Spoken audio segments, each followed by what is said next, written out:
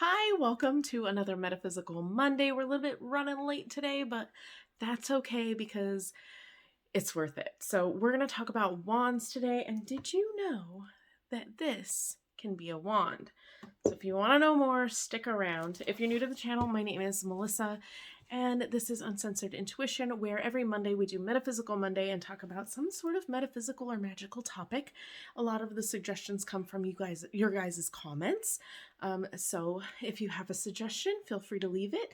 And also we do a tarot reading maybe once a week or so, and every month we do our witchy unboxing videos as well. So if that's your kind of thing, stick around, maybe subscribe, check out the channel.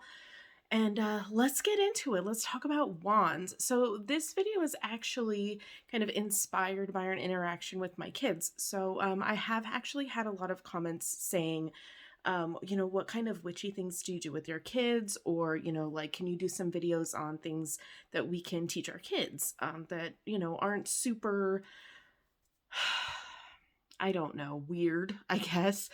Things that they maybe will use or talk about with their friends that aren't super like weird. So let's get into it. We're talking about wands.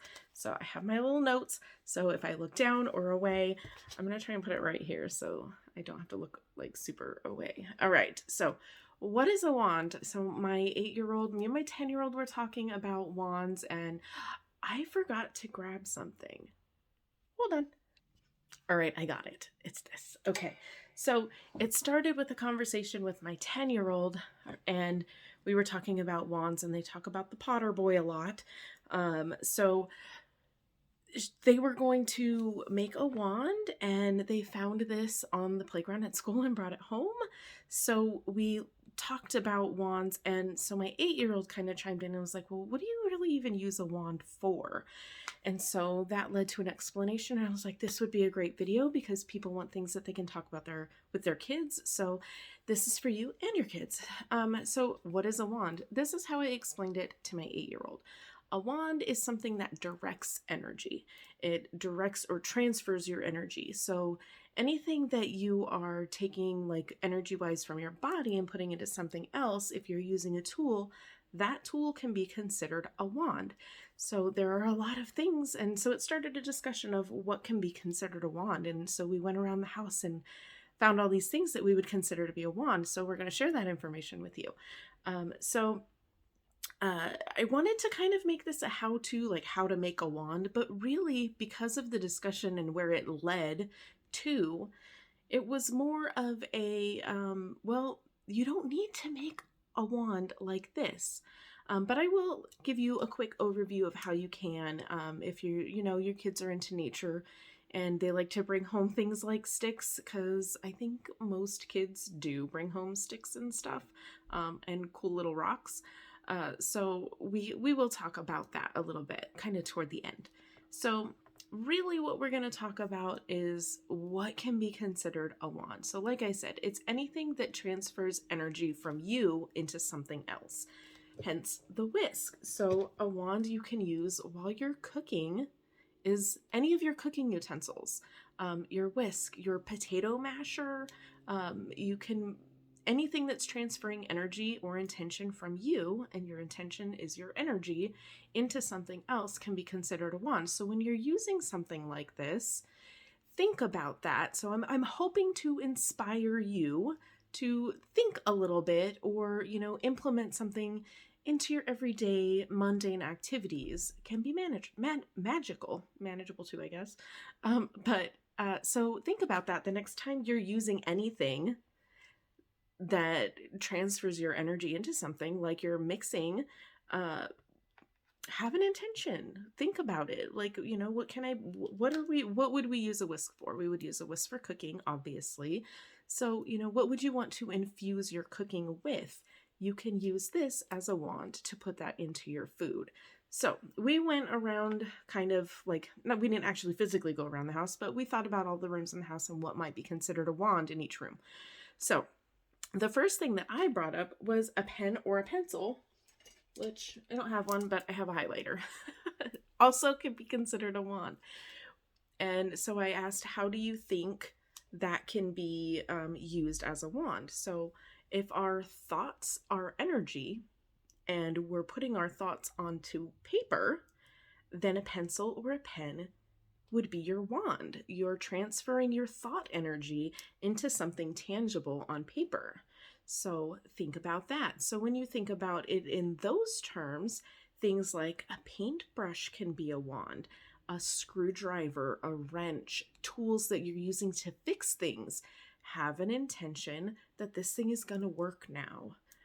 So it's kind of going along those. So you see the theme here, but for magical purposes, a crystal, any crystal with a point. So a point will take the energy, and the pointed part condenses the energy too. So it'll concentrate that into whatever you're putting it in. Your finger is a wand. Again, what do you use your fingers for? What intention can you bring into things that you use your fingers for? Pointing, for one thing. It's kind of, usually when we think of pointing fingers, we're placing blame. And you know that old adage, I'm older than I look, maybe. But maybe younger people know this one too. But our teachers used to say, when you point a finger, there are 3 pointing right back at you. So when you think about that, also, you're thinking when you point, you're kind of transferring your own energy at somebody else. So in a way, our teachers were right. There are 3 fingers pointing back at you because you're kind of projecting a little bit sometimes. Now, it can be 100% somebody else's fault when you're pointing them out, but there's always, knowing how shadow work works, there's always a little bit of yourself when you're pointing blame at somebody else. So kind of have that energy to it as well. But yeah, I want to share with you a couple of other things. I already talked about the spoons and the whisk. We got our little spoon in, I don't know if it was our last Tamed Wild order, or if it might have been the one before it, but we got our little spoon for herbs, making bath salts. You can use the spoon to direct your intention from your either thought energy or your heart energy, and putting that into whatever you're crafting with your spoon. So be it a bath salt, or even like a spell working where you're using herbs or salt, or whatever you may use a spoon for in whatever type of situation. But your spoon, when you're doing spell work and putting things into spell jars or bottles, you, besides having the property of the item that you're like measuring out or whatever, it's also a way to infuse your energy. If you are thinking about it, you can have your intention go through the spoon. So that works for spell work too. So I have a question for you. What have I not mentioned? And there may be a couple of other things that I mentioned throughout the video, but so far, what around your house? Answer me in the comments. What around your house can be considered a wand now that you're thinking of it in that sense?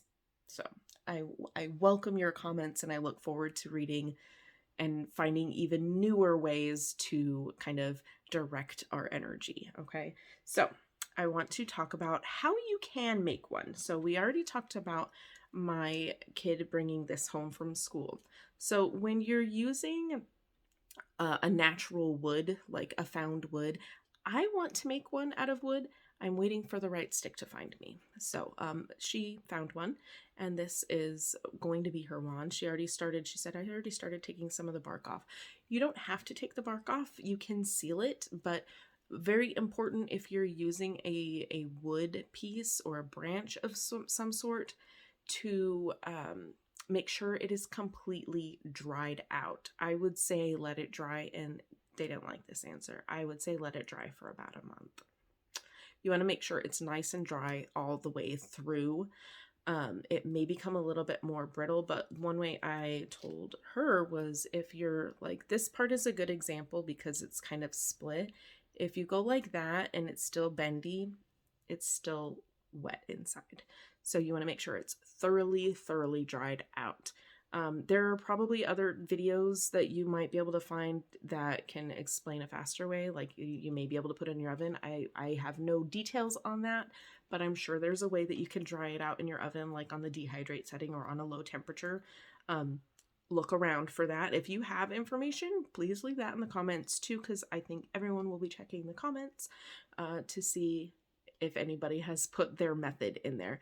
And then once it's dry, you want to seal it.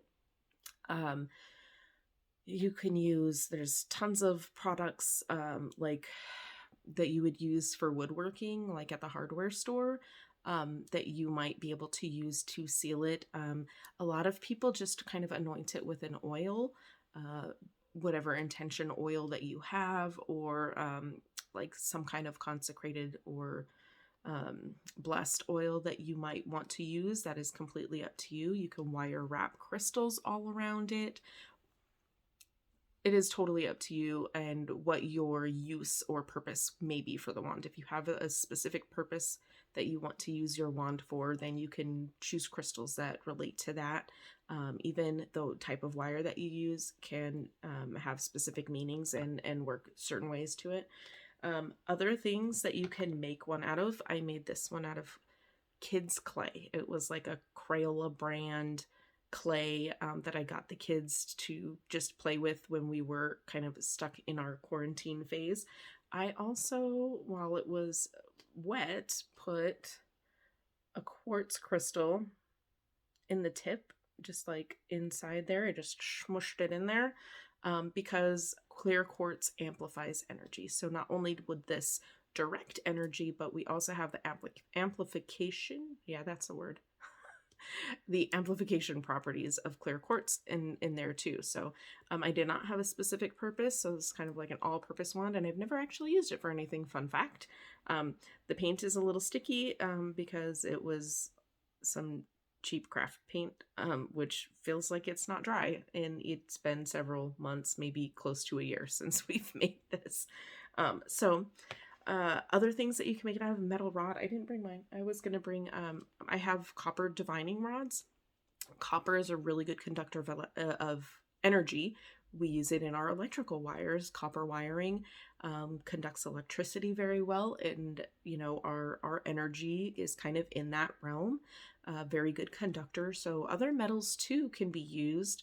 Crystals, like I started to say before, any crystal point can be used as a wand. I have this little guy right here that has a point on it that can be used as a wand as well. Although for, you know, what is it? Ergonomic purposes, I'd probably want something a little bit longer, but it can be used. For crystals, I would recommend having a point at the end to kind of condense that energy, like I said before. Let's see, what else? What else could you make a wand out of? What other materials? Again, shoot some comments down in there. Everyone wants to know. All right, so, and if you're not sure, check the comments. Maybe somebody left a comment of something that you may already have on hand. All right, so what else did I want to talk about? Looking at my list again. All right, so why would you want to use a wand? What would you use it for? So we know kind of how it works, what you can do with it. Or what, yeah, I guess. What would you want to use it for? What are there other purposes, magical purposes specifically? Healing is one of them. A lot of like Reiki practitioners use wands to direct their healing energy, that they channel the healing energy. Other types of healers, not just Reiki, channel healing energy into their body, and then they use a crystal wand to direct that energy into healing other people. So that's one good way to use it. Also, crystal grids, like this one would be perfect for crystal grids. For activating a crystal grid, which I believe we have a video on that a little ways back. It may be under the crystals playlist, which is in the description below. But activating a crystal grid, so you would take your crystal point or whatever wand to direct your energy, and you connect all of the crystals together to activate the grid, so it can be used for that. But one thing that I haven't mentioned, and this is something that I do just about every day, This is my coffee wand.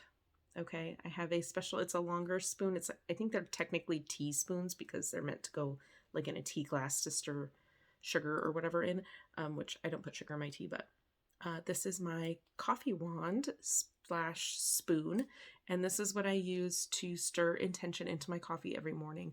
This is my everyday wand.